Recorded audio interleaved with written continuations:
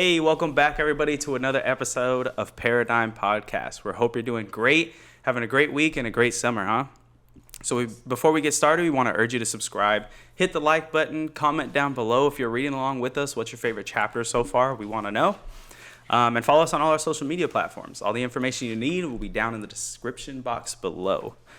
So we here at Paradyme love to start with a disclaimer just so everybody kind of knows where we're coming from. So we here at Paradyme do not claim to have all the answers. We simply desire to be better each day. We make videos in the hope that other people that desire the same can use some of the tools we've discovered along our journey. So the information used for today's discussion comes from the book Beyond Order by Dr. Jordan B. Peterson. We've really enjoyed this book. We're kind of winding down now. We're in the back end of the book. So the chapter we're going to be discussing is titled Plan and Work Diligently to Maintain the Romance in Your Relationship. So I know as men, as myself, I can speak up and say romance in a long-term relationship tends to dwindle, right? I think we can all look around at marriages, long-term relationships around us and see that. What he's talking about in this chapter is, you have to work diligently to maintain that romance inside your relationship. So the first topic we're going to be talking about today is relationship maintenance for longevity. So JBP states, 2 people fall under the spell of love, and for a while, both become better than they were, and see that. But then the magic fades away. Both receive this experience as a gift.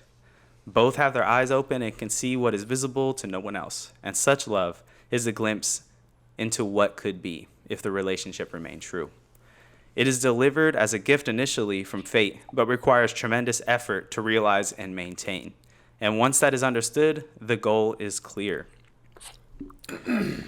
So he also states, first, dating is a skill that must be developed long into marriage, and dating teaches us to be romantic and reminds us of the reasons why we were attracted to our partners initially.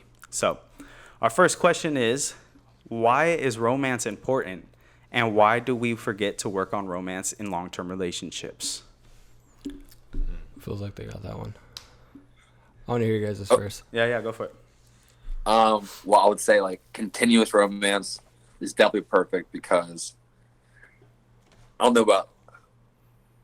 I feel like women often want what they see in the Hallmark movies and and TV shows and romance novels and stuff, Yeah. and they envision their life having aspects of those things, and once people get comfortable, maybe you forget doing the things that you did to swoo her, Mm-hmm. Mm-hmm. and then it becomes more of just a partnership, and those little things is what helps keep things. It's like a healthy animal, like a healthy plant, watering it, feeding it, Mm-hmm. Yeah. And I think those things help a lot of people get their emotional checkbox. So continuous romance, maybe it's not a big thing for you. For me, sometimes it's cool, but that's not what I'm hungry for. You know what I'm saying? Right. Yeah. But typically, just generalizing, I would say women are more hungry for that. So, and I think he says there's a little thing in the book that he wrote right here in a subsection. He was is there some possibility that you could devote a fraction of all that time to perfecting your technique, seduction, communication, and lovemaking? What does it matter, therefore, if you have 15 miserable dates before managing one good one? And in this example, he's talking about a couple that's not working out. Right. But when he talks about, he's technique about lovemaking, everyone's different, you really figure out how that person works. You're gonna be the all-star quarterback in there, if you if you put in the grind, Yeah. And then, so, yeah. Yeah. Have you guys ever seen the movie Fireproof? No, I don't No? think so. Mm-mm. Is it about a married couple? Is it a Christian movie? Yeah, it's a Christian movie. It's so funny, dude. Yeah, when me and my ex were doing bad, her parents gave us that video to watch. Yeah. It was so funny. And in the premise of the movie is the guys and wife, they're married, right? Right. And so the relationship starts to kind of disintegrate. And the guy goes and talks to his dad, and he says, hey, he gives him the whole scoop, this is what's going on in my marriage, and I don't know how to save it. And the dad recommends going on a date and carrying his wife across the threshold of the household. as often as possible. I forget what the exact number was, but he's like, start taking your wife back out on dates. And, I was thinking about that while reading this chapter. It was like, it's coming from multiple different people from many different layouts and different perspectives of life. They're like, dude, you have to date your wife long into your relationship. This is something that has to be continual. Right. And, I think, the second part of that question is why, as men maybe, or that's all we can really speak about, is why do we as men forget to work on romance long into like a long-term relationship, or even once it's like, okay, this is my girl, I don't need to date her anymore. Why do you think we do that?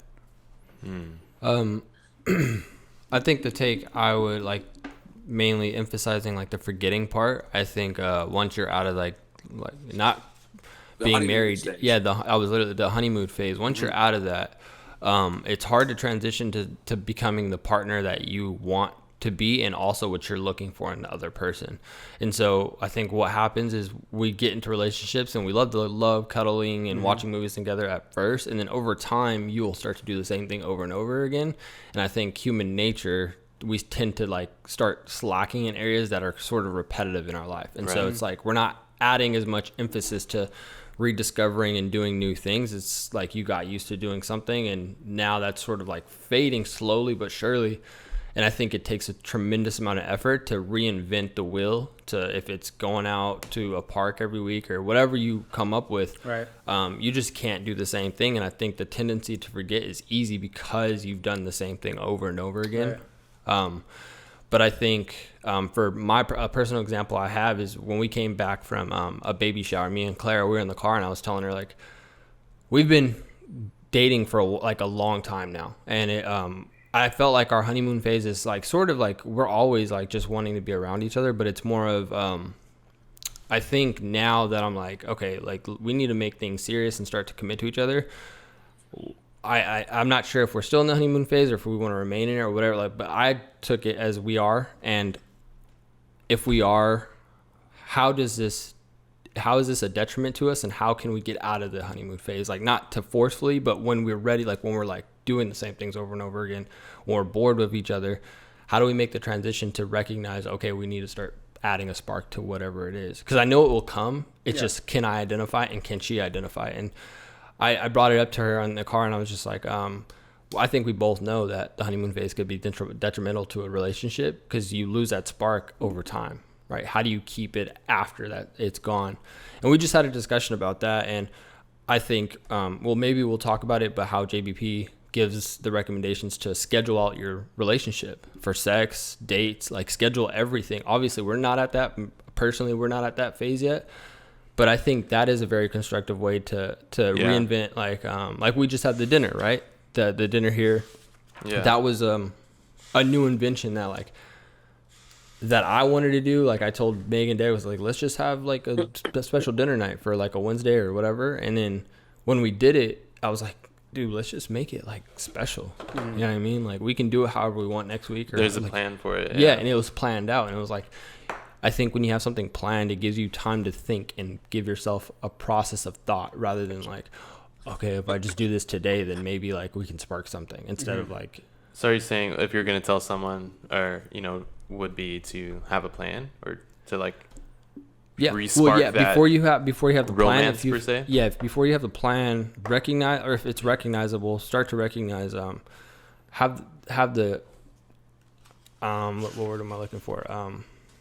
Respect for your other partner to communicate that, like, hey, I think this is getting a little boring. Like, what can we do? What could I do? What do I think you could do, like, to make it?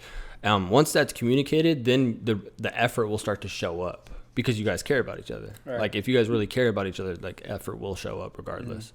And then from that point, I think you'll start to develop a schedule, a plan, the strategic momentum that you need to start changing the wheel. What would you say to the person that's like, well, I think relationships should be spontaneous?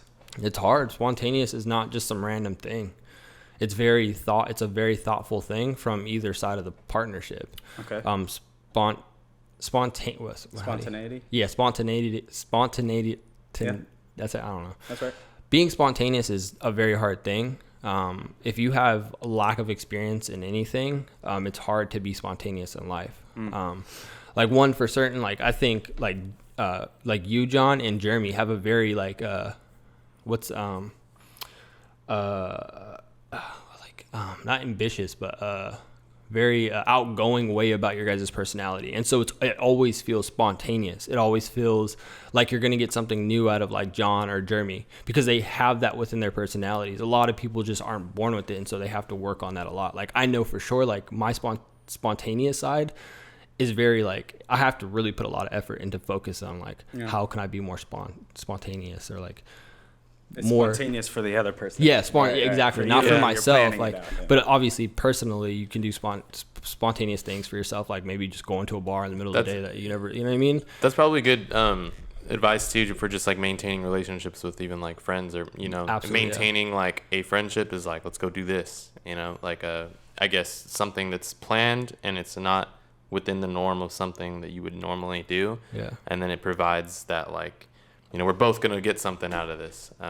So I think again, I think why we forget is just the monotonous of being in a relationship, the monotony, the repetitive actions that are done over and over again. And say you do that for 2-3 years, I can only imagine that you guys are gonna get tired of each other. Yeah. Especially if you're not putting any effort into doing these things. Yeah. Just to pivot, you made me think about it, like doing these things to like help maintain that. Earlier in the book, he talks about, I think it's called like the personal bank account or the emotional bank account. Mm-hmm. And we talked about like everyone's got their own currency that they like to be like paid in, Yeah. And like love language too. I just know the love languages. Knowing those things about your partner and then like feeding them what gives them the most reward is like also a thing that helps a lot, Yeah.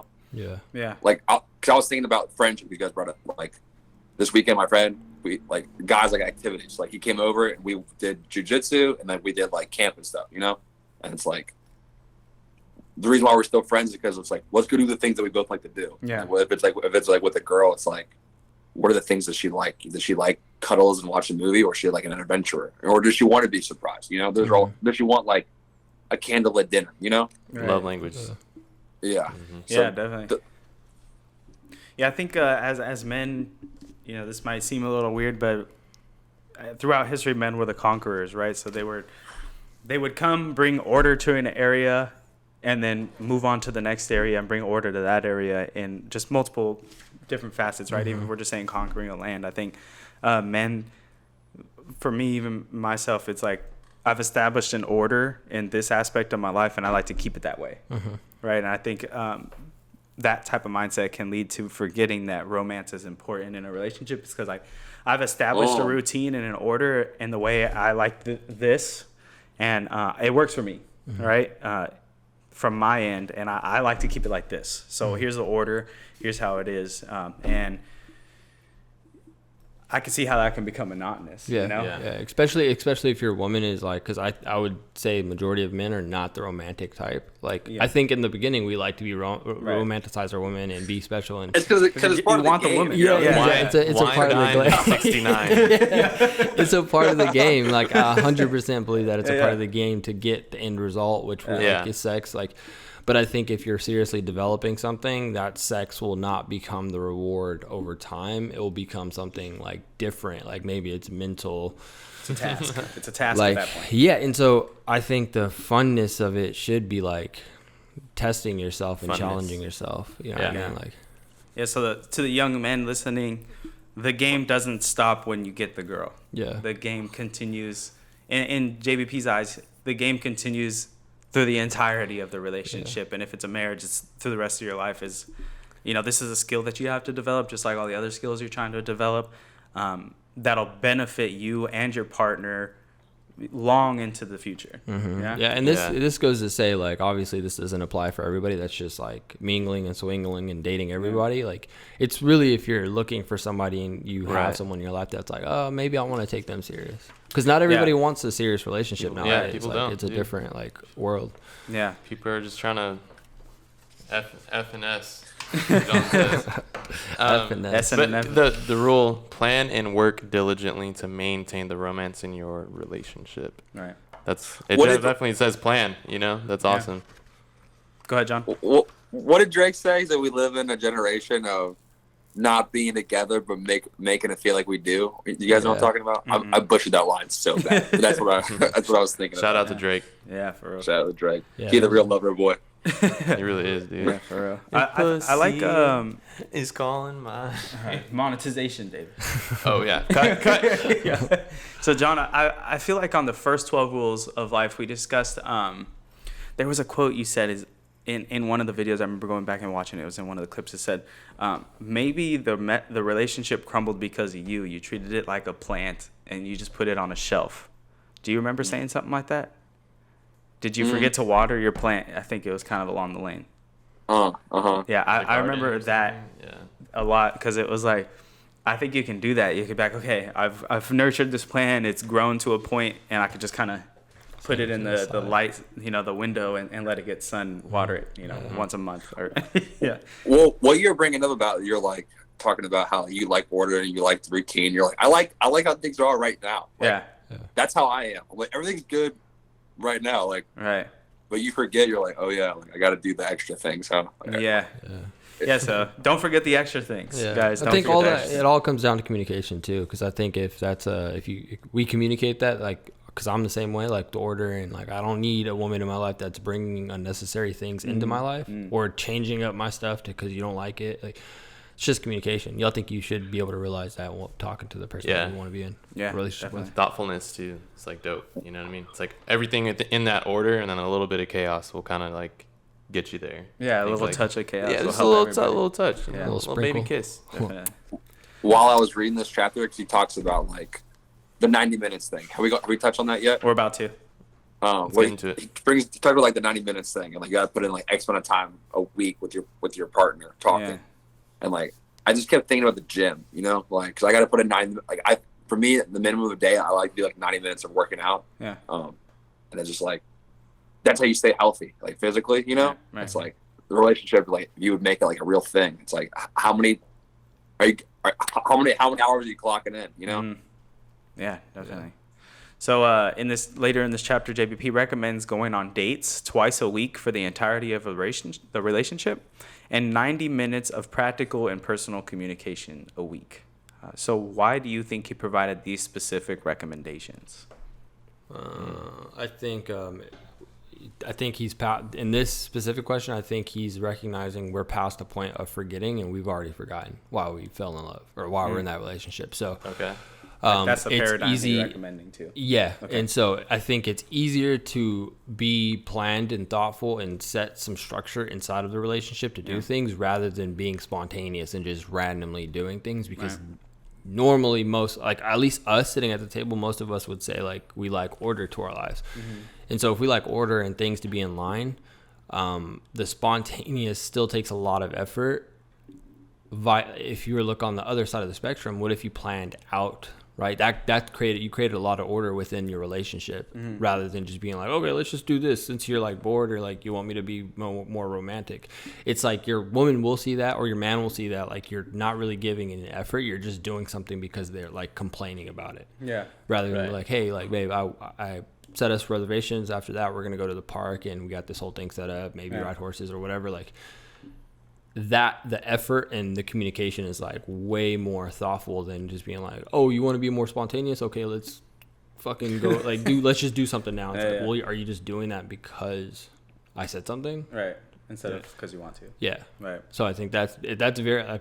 I think women are fucking amazing at identifying that. So. Yeah, I asked my my chick. I was like, "What do you consider a date?" Right, and she said anything that gets us out of what we normally do. Right, and I was like, okay, so what is that? Because as being 20 through 25, if you're not making a ton of money, you're like, look, I can't take you to expensive dinners twice a week. Like when you think of dates, That's like not even fun for me. I don't even like going to expensive dinner. I'm like, right. John said, guys tend to be activity leaning, right? Yeah. I'm an activity type of guy. I like going to the gym or going backpacking or whatever. And your woman might not be that. And so trying to figure out, okay, what is a date to somebody who isn't into the same things as me? I think it's really important to go and ask your significant other, like, what would you consider a date? Because I want to do this more often, but I don't quite know where you're coming from. So like defined date for me. yeah, like if it's just something that gets us out of our normal, then it could be freaking anything. It could be let's go to the mall and shop, or let's do something like go to the gym or something. But then at some point that becomes the normal. Yeah. Right. So it's important to recognize what your partner wants. Take that bitch to ice cream, dog. Bitches love scoops. Oh my God. I was just gonna point out that fact of the climbing gym, because you got your partner into the climbing gym, Right. and that was something out of her comfort zone, right? Yeah, So it was definitely. a date. It was a date for the first couple of times, but Yeah. now it's like she's clocking in climbing hours with you, so Yeah. it's like almost like It's Monday, Wednesday, Friday. it's every routine. Week. Yeah. Yeah, and it's becoming like. Now it's that. Do you feel like it's there now? It's like a It's a normal thing. like Yeah, a when I go to the routine, gym like, now and she's there, it's like, look, we want to accomplish getting to the next level and climbing, Yeah. right? see. I mean, Okay. yes, I'm here to spend time with you, but at the same time, I'm trying to develop like skill in this hobby that Yeah. we're doing, I see. And Yeah. and then after that, it's like, now I'm gonna work out. My girl might not try to. She's like, I did my working out climbing, So Yeah. kind of coming from different ways, but it is a good little way, because if it's just me and her, we can just talk and climb, Well, it's like a cool way for you guys just to like spend time together, but it does seem like it's like no longer dating, because you're like, we're doing the thing, Yeah, yeah. So yeah. Yeah, and I think it's really important too I'm starting to notice that my significant other likes exclusivity, right? So meaning not like our relationship is exclusive, while it is, but it's like I want something that's just for me, that you carve out in your life. Yeah, make me special. Yeah, make me feel special by carving something out that's just for me. Yeah. And I don't know if that's what it's like for every relationship, but trying to find an activity that's exclusively just for us. Yeah. It's pretty tough. And for me, I'm like, dude, the activities I like doing, I like sharing with multiple people. Like climbing gym, I try to invite people, or backpacking trips, I try to invite people. So I'm trying to figure out in my life, how can I make her feel this is exclusively for Wine us? and dine. Yeah. Yeah, bro, I got wine and dine money, Yeah, I think it's And that's just No. shit's boring. Yeah, Like you're at dude. dinner, you're like, we're just talking. But you know? that's your own paradigm, though. I mean, you could definitely like make something. You can make something out of something and carve like that special time, which I think is like what sounds like she's probably asking for. You know what I'm saying? Yeah, it's just about finding that. Yeah, because if you just go to a restaurant and it's like, oh yeah, we're just going to the restaurant. But yeah, we're just spending a lot of money. yeah, but okay, how about if I don't spend money? Let's go grocery shopping. I'll do this meal. You'll set it up nice. Dress nice. Like, so, you know what I mean? It's like I think what I did is, what I ended up doing is like, hey, this will be our show. We only watch it together. That's a good one. And That's a good one. so that was that's a baby step into it. But Yeah. that's like, we can do this every time, like I see you, or when we have time, we sit down and we watch our show that we don't watch with anybody else. It's really just for us. Yeah. Yeah. Yeah. So I like me personally, like I wouldn't take that road just because if like my partner was like already watching a lot of like streaming service things, that I feel like that would be a problem. But Claire doesn't. She doesn't watch it. Like, so anytime we watch something, it's usually together. Yeah. But even then, like we maybe watch a movie and then like not watch another movie for like another week. Like we don't ever sit down and watch like TV or anything. That's good. We're always just like talking or like just being present amongst each other. Yeah. Ugh, you want to talk that much? Fuck it. Yeah, no. I We gotta talk. I'm a talker. Like I communicate like everything. I like to know like exactly like I'm a talker. Y'all turn this TV off. Yeah. All right. Anything else you guys want to add to that question? Why do you think he provided the specific examples of 90 minutes of practical talk? because JBP knows what's up, bro. He'd been through it, bro. Let me ask you guys, how do you guys feel about the practical and personal communication? Like, how maybe it's like nonchalant about it, or you don't really care, or how do you guys feel? Is like, do you want to hear about your girl's workday? Not every day. I don't like. That sounds like, but I don't like really. I don't even ask like my friend like, "How's your day?" But I want it to be real. I'm not saying I don't care about your day, but it's like I can almost guarantee it was like yesterday. If something special happened, then you'll say it, or like, it'll tell me. And so I think it's good to like make sure like, hey, you have a good day. Yeah, cool. How important is it for your girl to hear your side? You think of your practical and personal? How much do you share that? My day, or like hey, this is what I did today. I only share stuff that I had a that was interesting. Yeah. But like, do you think then he's recommending this as to men specifically? Probably, because I think most of us don't give a shit about all the small things that happen in the day. Yeah. But, I'll be real, because like I'm working on that. Like when I hear my girl's work day, I genuinely now, like, I'm trying to sit there and listen. She's like, yeah, I know you don't really care about the work stuff. It's like, I do. I need to hear about, he says in this book, is like, you need to know who your partner is and you need to know what they're going through, Yeah. Mm-hmm. Go ahead, John. One thing, does it like annoy you, or are you bored? Because when she talks about her work day, it's normally about like complaining about the thing and then complaining about the same problem she's complained about for a long time, or she's just talking about the work day, because two things are different. Like one thing that annoys me is when like I constantly hear the same problem about the same thing over and over again. Yeah. I'm like, Fix it. I heard that. Right. Like handle it, or like stop, because like but like I like hearing about the day. Like, because for me, I talk about like all the dope stuff that happened. Like, oh, like this kid did this joke landed. It was fucking super funny. We did this and that. Like, what'd you do? And like, if the only thing they bring to the table is that they're complaining, I'm like, well, I don't want to hear about that. Yeah. Like, I think like if it's a new problem, let's talk it out. But if it's the same thing, let's say, well, you're just annoying me.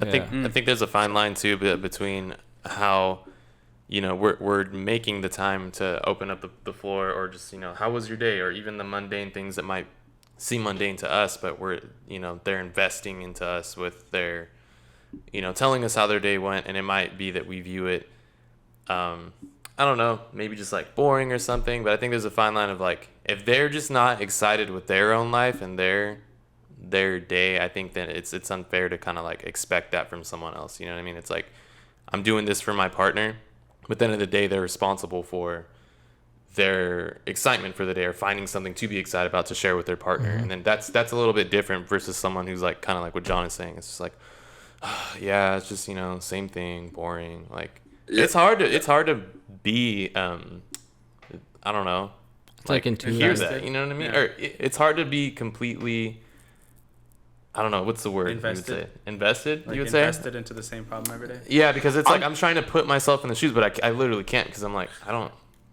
know. Well, it's just like, I wouldn't complain with the same thing twice. I would have handled it. You know what I'm saying? Like, I think that's a paradigm difference between men and women, right? Like, you hear the thing, it's like sometimes women just want their guy to just listen.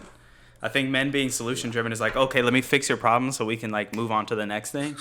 But some women just want to hear that sucks, and as a man, it's like, I'm not going to tell you that sucks, because you need to fix this thing. Dude, one thing I will swear that I had like learned from reading JVP is that when girls complain, all I do now is I go, do you want me to listen, or do you want like, do you want to hear like my advice? Right. And I probe it with that thing, and most of the time they're like, I just want you to listen. I'm like, and that's when I fucking really tune out. I think that's. Fucking say anything. Let me say, That's I think that's really effective. Like being able to like, okay, am I supposed to just listen? Like, it's instead of assuming, just ask. Like, I think that's fucking smart.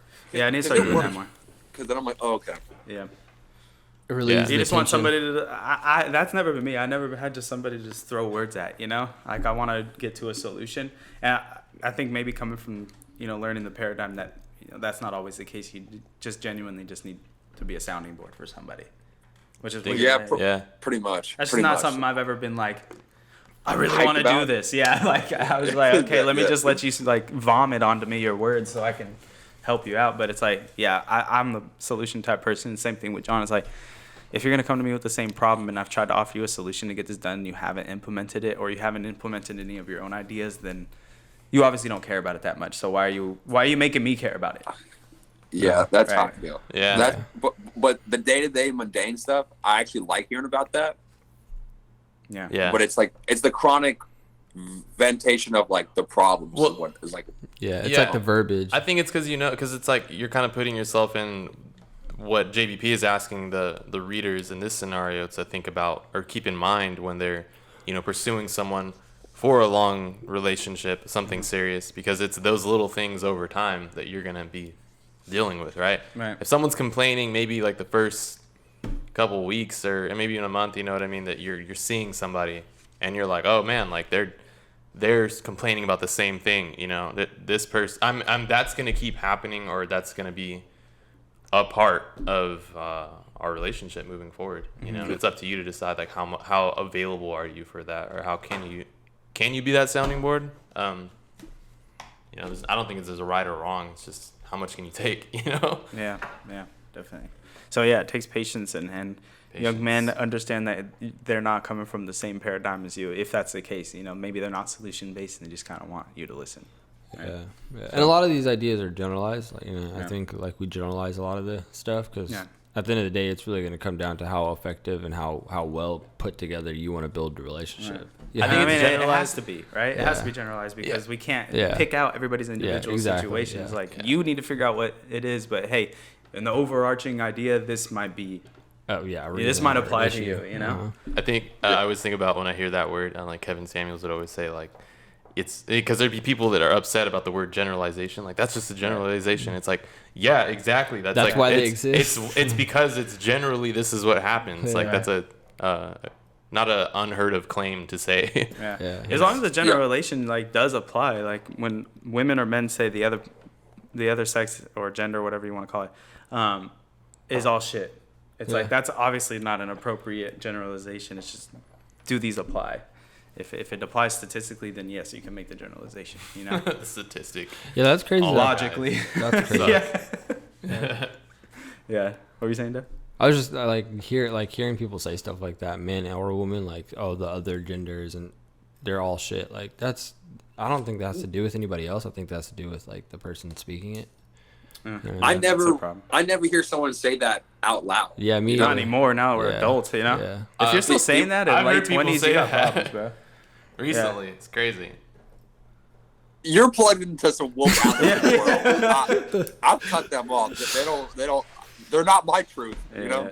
They're not my reality. All right, I think we're getting into the weeds, so I'm gonna reel us back into our second topic. Let's go. So the second topic he talks about that we're gonna talk about, mentioned in this chapter, is the person you have to be in relationship negotiation. So, in this chapter, JBP talks about relationships have to be created. They're not found. Great relationships aren't found. They're created. Right. When we're talking about marriages that are great, like multiple decades down the road, it's not that they just found it and it's effort free. This is something they genuinely had to create and work for. And so that's where he introduces the idea of, hey, you need to negotiate in order to create that relationship you want. And so he mentions here that both people should be oriented toward the most positive future possible and agree that speaking the truth is the best pathway forward.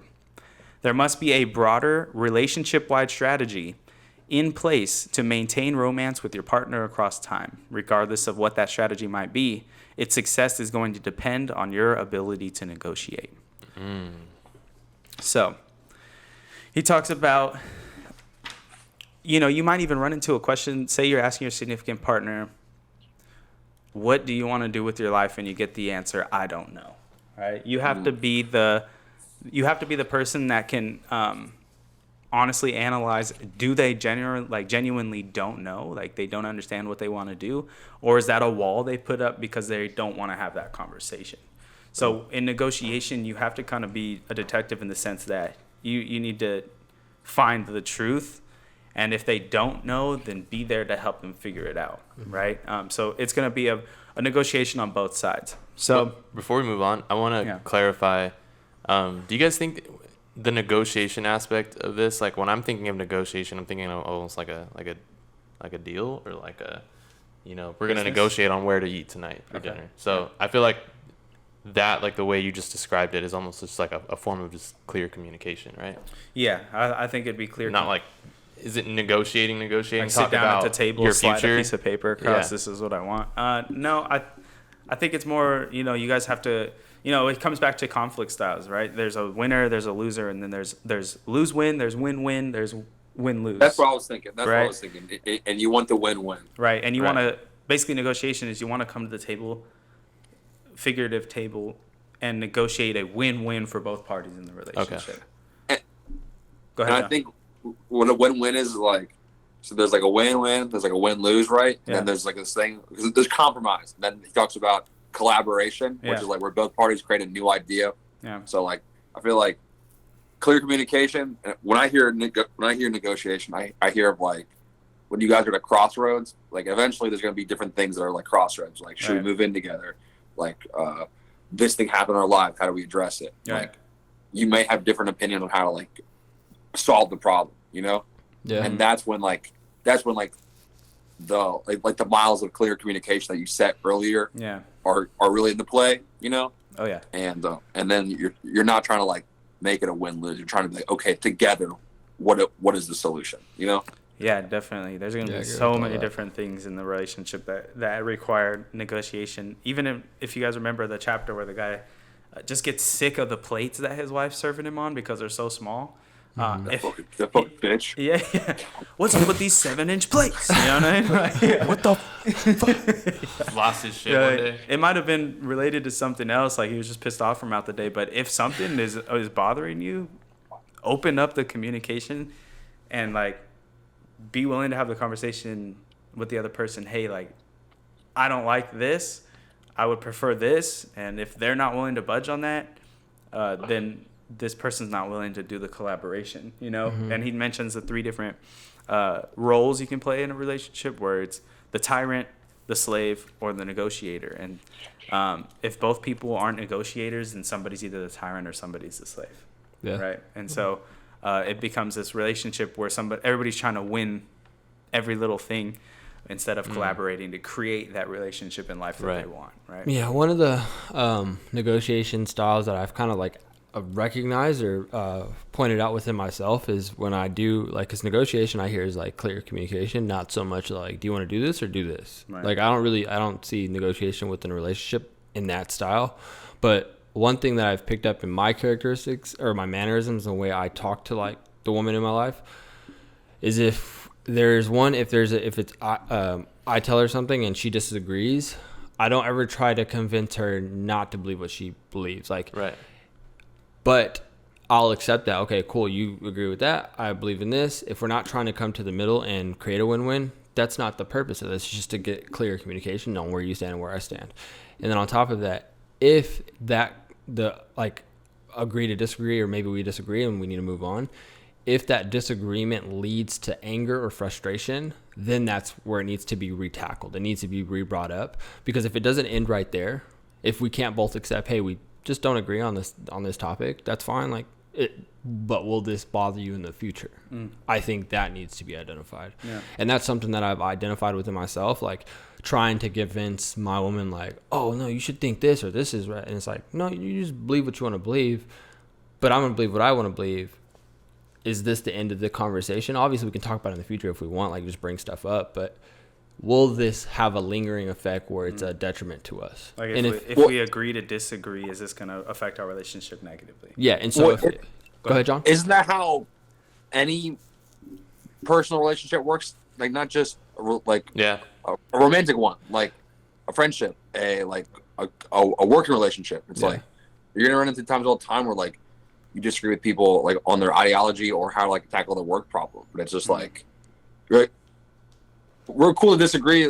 Like this isn't going to be a problem later, right? Like that's like I think that's like a normal life skill to have just in general. Okay, yeah. So I think just identifying it a little bit, because I think what most relationships or what seems to happen in a lot of relationships is there's a disagreement and it's the conversation's ended or the dialogue ends there for the night, but then there's this always like this lingering that like it never got solved or it never came to a final conclusion, to where if it's brought up again, it's like, where'd that come from? I thought we had the conversation already. We disagreed, but hey, we got to where we thought would be a good ending point. Why is it coming up in a very harsh manner?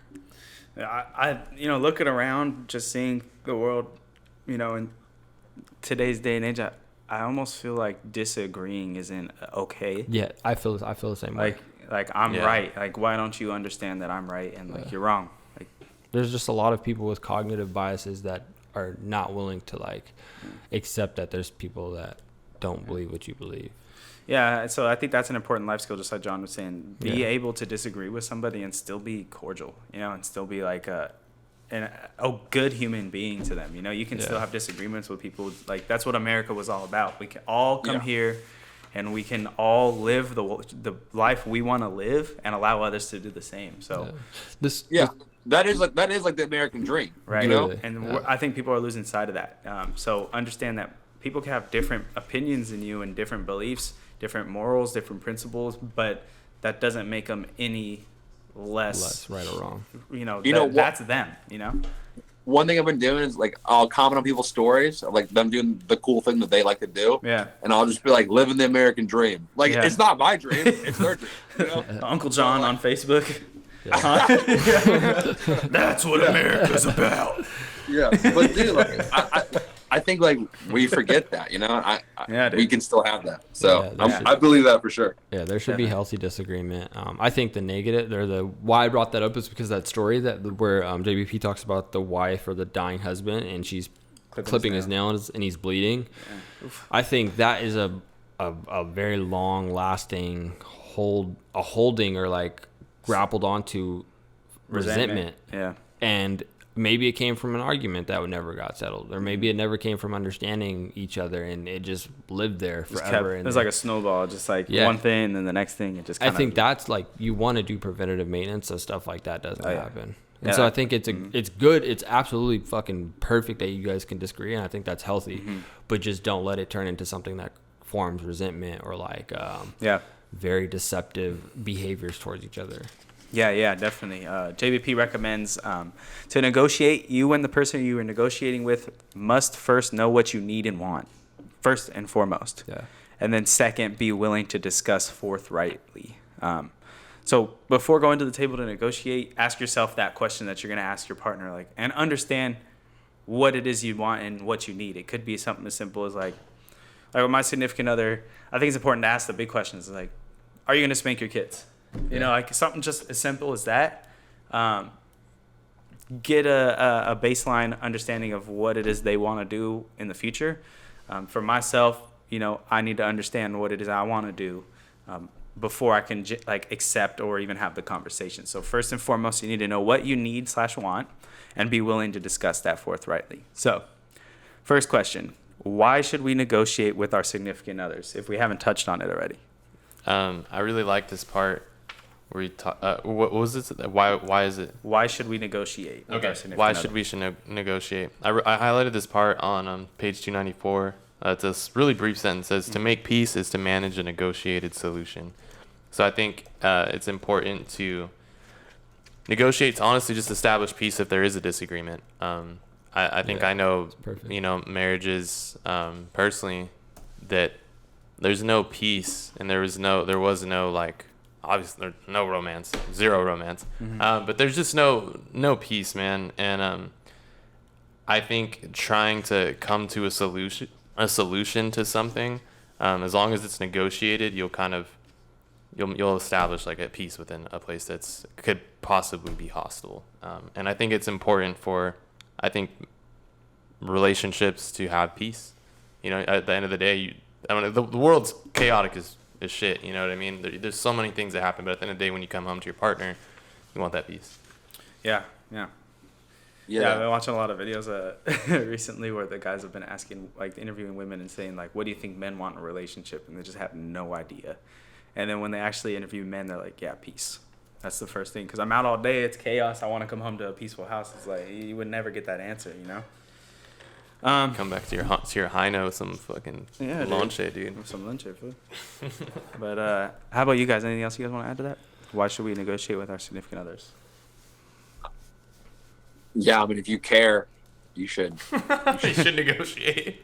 You should negotiate. Yeah. It really is that simple. It's like if you care enough and you care about someone enough to tell them that you love them, you should at least sit down and like hear what they have to say, and they should hear what you have to say. It's obviously there's a lot more you could do to like add to that, but it's really that simple. It's like you care for them, so you just want to hear what they have to say. Yeah, I like it. This part at the end of the chapter or that section, it says, "So you talk about everything, no matter how painful, and you make peace, and you thank Providence if you manage it, because strife is the default condition." What does strife mean? Strife. It's like friction. Let me see. I'll pull it up, actually. Let me see. Strife. Angry or bitter disagreement over fundamental issues or a conflict. Okay, so I don't think he's saying that's the Default. That's the baseline. Yeah. he's saying baseline, yeah. So it can be angry or bitter disagreement over fundamental issues. If a disagreement is unmanaged, strife is the default condition. So it's sort of like what I was talking about earlier. Agreed. Yeah. Yeah, agreed. So for myself, why should we negotiate with our significant others? I think JBP said it great. He said great relationships are created and they're not found. That's fucking perfect. It requires negotiation to create a good relationship. Yeah. So, So, next question. From what paradigm should we have these negotiations? One, obviously, open-mindedness. Yeah. Two, obviously, I think thoughtfulness goes with in being open-minded, not being so closed off to getting your point across and not being able to hear the other side of where your partner's coming from, because it's going to be different. Like unless you're dating someone that's like completely identical to you, but I have a belief or a theory that those kind of relationships don't work out too well if like the person you're dating is literally like who you are, like identical left and right, like, but. That's just a theory, but So you should come to the table open-minded. yeah, I think the majority of the major aspect is just open-mindedness. Understand what you want, what you want out of your partner, and then be able to articulate that to them, and then come at it as if they're gonna be able to talk to you back. It's not just a one way to them, and nothing comes. So definitely open-mindedness. You let your woman talk back to you? I think So you let her talk at all? I think that's a good one, dude. I think that's a good open-mindedness because That's crazy. just realizing that someone else, you guys are very similar, but you guys are different at the same time, and so I think it's important to pay respects or just like respect the differences that you guys have. I think that's why negotiation's a huge. I don't know. I've been listening to a lot of Cobra Tate, and he would disagree with a lot of this. Cobra Tate, dude. So Dead. he would say, "Wrong. They don't need opinions. I'm the big G. Oh my god. Wrong." Top G. In his life, I guess, huh? Yeah. Yeah. He's a tyrant, dog. So for myself, I'd say be mindful. The way you deliver things, it might not mean a certain way, but it could be interpreted in a different way. So be mindful to people's emotional responses in a negotiation, and be like willing to communicate like that wasn't my intention at all. Here's kind of what I meant. I didn't mean for that to come across a certain way. So just be mindful of the other person, almost like you're playing chess. Like if you move a pawn, don't be, there's going to be, you might think they're going to make this move, but be mindful that they're going to do other moves. They might do the other piece on the table. So just be open to, open-minded to have that conversation. Yeah. And a lot of stuff I hear you guys saying, it's like, this is just general, any relationship advice, I think. Yeah. Like, I'm not even romantic. Like, a lot of this stuff can be, like, the workplace is a great example, Right. Yeah. Like, be mindful of how this person's going to take this, Right. Yeah. I think the paradigm that is focused or heavily focused on when you're especially speaking to your significant other is not wanting to break their heart. You know what I mean? I think that's the main lens that you put on is but be willing to. Yeah, be willing to. Yeah. Because the first thing's easy. Is as long as you don't lie, Yeah. you don't cheat, Right. those things won't happen. You won't break their heart. You'll just hurt their feelings, which are two different things. Yeah. Like, I'll hurt your feelings because it's the truth, Yeah. but I won't break your heart. Like, I won't cheat. I won't lie. Yeah. Those are the things. You can get your feelings hurt because the truth hurts sometimes. Right. But I'll never hurt you for real. You know what I'm saying? Yeah, I just posted something about that. It's the people that will tell you the hard truth or give you tough love are the people that care about you the most. But the people that will kind of just accept you and accept your bullshit are the people that will kind of just let you live your life and not really give you any effort. Yeah. They won't give you their 2 cents because they don't really care about you, I guess. Because if you're gonna say something that's gonna hurt their feeling, it's gonna be a difficult conversation anyway, and that's how much you care. Is that you're about to dive into a difficult conversation. Yeah. And you're like, if I didn't care, I would just not say anything. You know what I'm saying? Yeah. And it's This is your intention too. What is your intention into that? If you know that's gonna hurt their feelings, make sure your intentions are pure and let them know I'm not here to destroy you just to destroy. I want to see you better. That's why I'm hitting your feelings. Yeah. Do you guys think, you let's say you're about to have a negotiation with your significant other. Are there things as individuals you shouldn't be willing, you should not be willing to change? I mean, I would say go back to what are your principles. Yeah. Okay. Yeah. So like for me, like lines on the principle board, right? Right. So like right. stuff like that. And your principles shouldn't be a long list. It should be a pretty concrete list. And like Right. It's your like whole life should be able to be like, don't bend for those things, you know? Yeah, it's like a baseline. It's definitely like a foundation that you jump from. Like I think once you jump into a relationship from that baseline, you can fall back to that baseline, but someone can't be like, hey, like I lied about this. Like, have you ever tried lying about that? It's like, I don't lie. So why are you lying? You know what I mean? It's like find the baseline and then. Okay. But I think things that you could change is like, I don't know, like schedule, like timing things, like waking up, right? Yeah. Like that's not a fucking principle. It's more of just like your own personal day-to-day stuff. routine. Yeah. Preferences that you like. Preferences. Oh yeah. So stuff like that you can change. So I'll put these last two questions together. So how should we be prepared to negotiate with our significant others, and should we have expectations going into those negotiations? David, you want to go? Yeah, I feel like How should we prepare? How should we prepare, and how should we have expectations going into negotiation? Should we prepare? It's a good question. Prepare. I would say preparing, making the environment one that's, making sure that you're straight with yourself, first of all. Like, I think it's hard to negotiate or talk about these things when, for one, like, you're not just taking responsibility for your own, I guess, state of mind, right? Like, for me, I know I don't like to have conversations like that when I'm hungry, because I know when I'm hungry, I get really. this is good. I'm you know pretty what I mean? mean. Yeah, I can get kind of short. Yeah, short, and if I have stuff on my plate that's just constantly on my mind, I want to have an open platform, maybe doing yoga or just giving whatever stress I need out of me and minimizing how reactive someone could potentially be, because we're all reactive to what we, possibly don't want to hear or bring up a hard conversation. It's going to be awkward, but I think the possibility of it not being so, I guess, heavy could be mitigated because you provide a great environment for these conversations to take place, right? Like, no phones, no other stuff happening. Like, let's have one-on-one communication, I think. Yeah. Okay. So providing a good environment. Okay. How about you guys? I thought what David said was great, and clear expectations, and maybe when you're going in the thing, being like, stating like the reason why I'm bringing this up is because I'm hoping to see this change or see this result. That way they know like what you're aiming for. Yeah. So there's a set intention. Yeah, I would agree with that. The preparation just being knowing how to articulate yourself. Like, don't go into something that you don't talk about something that you don't understand. Like something you're just talking just to talk. Like, clear your thoughts and be able to articulate them. And then once you're articulating them, have a purpose, have an intention behind what you're trying to achieve. Okay. Don't just get mad and continue to get mad and not find a solution to anything. Yeah. So your only expectation should be to find a solution to this. Well, whatever it is, just have a purpose, have an intention, and have an end result what you want. Yeah. Don't start something if you're not going to finish it. Yeah.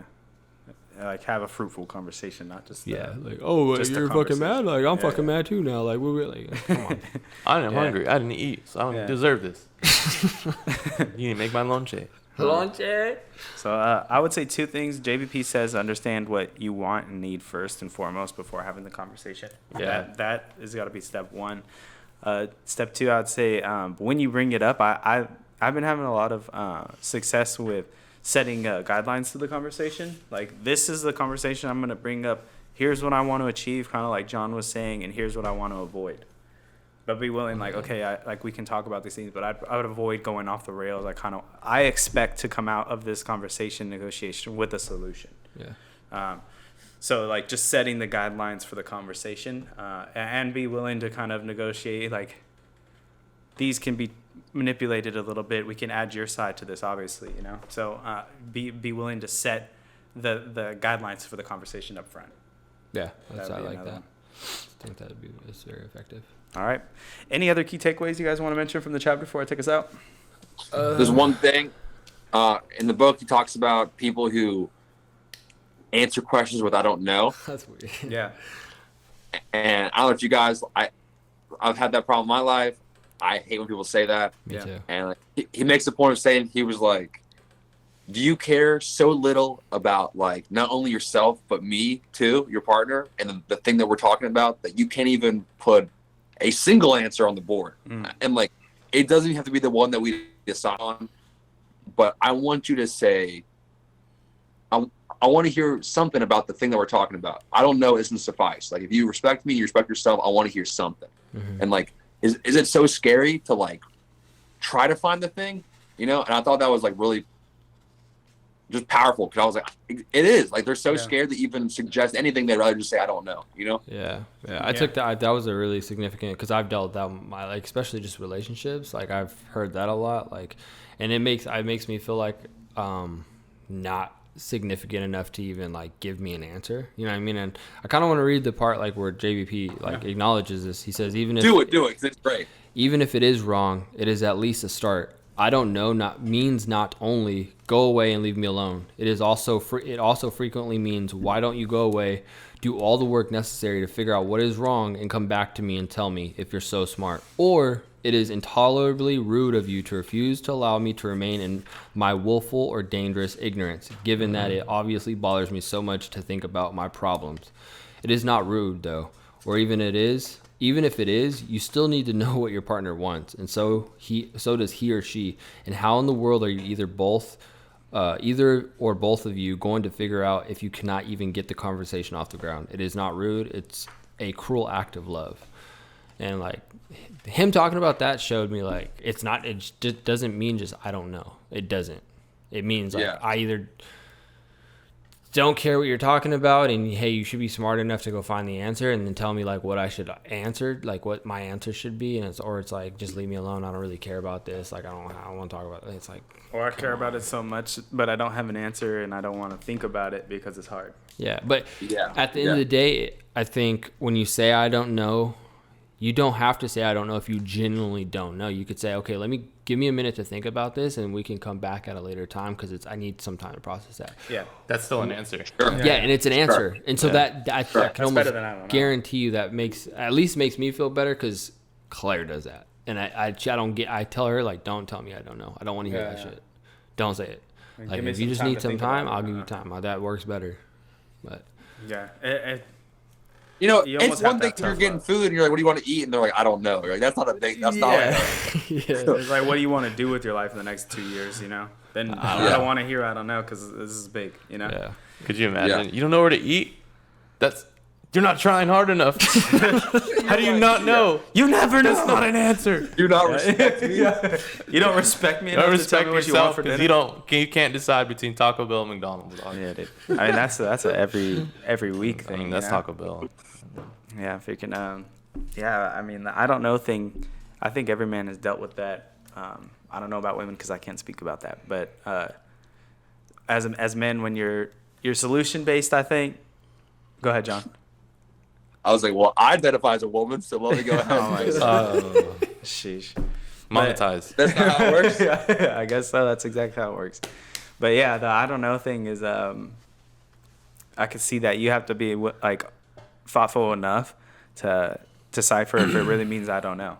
Yeah. You know, because if they genuinely don't know, then let's have the conversation and figure it out.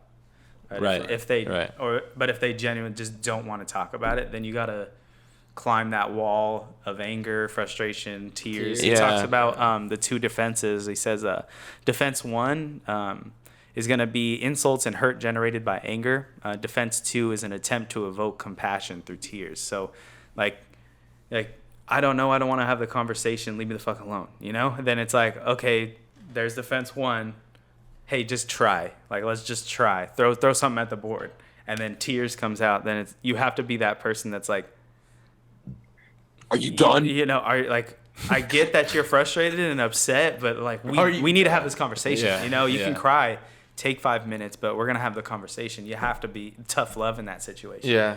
right? That's the person you kind of have to be, because that information is pertinent to you, right? Like for me, I want to do a PhD program. Let's say I go to like Wyoming. Are you willing to have that? Are you willing to go there? You know, how about Florida? Like, are you willing to go there? Then, you know, think about that. Think about it genuinely. I don't know. It's like, okay, well, if the day comes and I choose to go, you're going to have to make that decision right then. So think about it now. Just imagine the man you would be if every time you brought up something that was significant or important to you, and like your girlfriend started crying, or even vice versa, if you're the girl and the guy started crying, and you just stop the conversation because like you don't want to hurt their feelings, and you bring something else up and they cry and you stop again. Like, where do you get you get a spoiled kid? You get nothing. Yeah, you get a spoiled child. That's I could cry and stop crying. That could never. No. So once you cry, I don't think a cry or any sort of like defense mechanism should stop an argument. Not an argument, but a very constructive conversation. Yeah, definitely.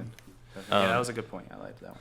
One thing I wanted to say too is he talks about, you know, like negotiation. We've mentioned communication with your partner, like practical communication, and you have to, I mean, you're gonna have to risk being vulnerable with like who you are to someone, and I think sometimes that can be scary to people who are looking for a serious relationship. But it's like, I'm gonna have to open up again. I'm gonna have to, you know, put up all this, you know, like me, I guess, at my core, and being vulnerable. You know, just being vulnerable. And, you know, I think he, from what I got from this chapter, was that it's still better to risk, you know, being vulnerable and that you might get hurt for the chance of like a true, like great romantic relationship, because it's like you're putting trust at the forefront, and you're leading with that, versus just kind of like back testing your relationship and not doing that, not risking being vulnerable with somebody. So I like that. I mean,